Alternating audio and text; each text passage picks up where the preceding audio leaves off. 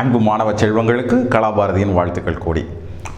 ஒரு simple problem என்ன செய்ய போகிறோம் என்னன்னு கேட்டிங்கன்னா, 2 பார்ட்டிக்கிள் 2 இடங்களில் தட் இஸ் ஒரு ஸ்ட்ரெயிட் லைனில் இருக்கும் பொழுது அதனுடைய சென்டர் ஆஃப் மாஸ், நிறையினுடைய மையம் எந்த இடத்துல இருக்குது அப்படிங்கிறது என்ன செய்ய போகிறோம், கண்டுபிடிக்க போகிறோம். இங்கே வேணும்னே படமாக கொடுக்காம எழுத்துக்களாக கொடுத்துருக்காங்க. எதுக்காகனா பிள்ளைங்களுக்கு வாசித்து அர்த்தம் புரிஞ்சுக்கணுங்கிறதுக்காக.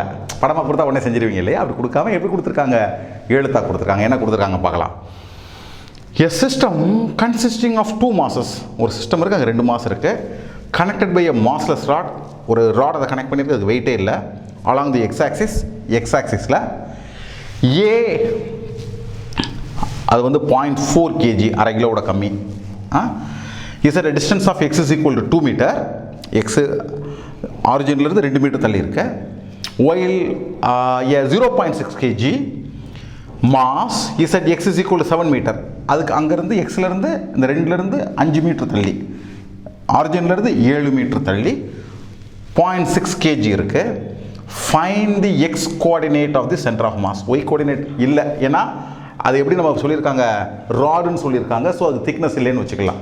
அப்போ எப்படி பிள்ளைங்களா செய்யலாம், ஸோ சிம்பிள் பாருங்கள். M1 கொடுத்துருக்காங்க, M1 டிஸ்டன்ஸ் கொடுத்துருக்காங்க, M2 கொடுத்துருக்காங்க, M2 டிஸ்டன்ஸ் கொடுத்துட்டாங்க. ரெண்டையும் கனெக்ட் பண்ணுறது ஒரு ராடுன்னு சொல்லிட்டாங்க.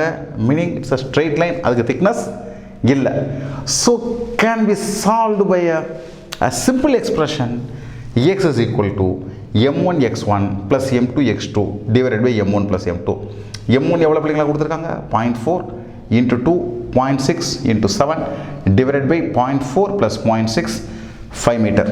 அப்படின்னா என்ன பிள்ளைங்களா அர்த்தம், என்ன அர்த்தம், அதாவது என்னென்னா 400 கிராம் ஒரு பக்கம் இருக்குது, இன்னொரு பக்கம் ஓகே இன்னொரு பக்கம் 600 கிராம் இருக்குது, 0.6 kg இருக்குது. இப்படி இருந்தால் அதனுடைய நிறைகளுடைய மையம் இது 2 மீட்டர் தள்ளி இருக்குது, அது 7 மீட்டர் தள்ளி இருக்குது.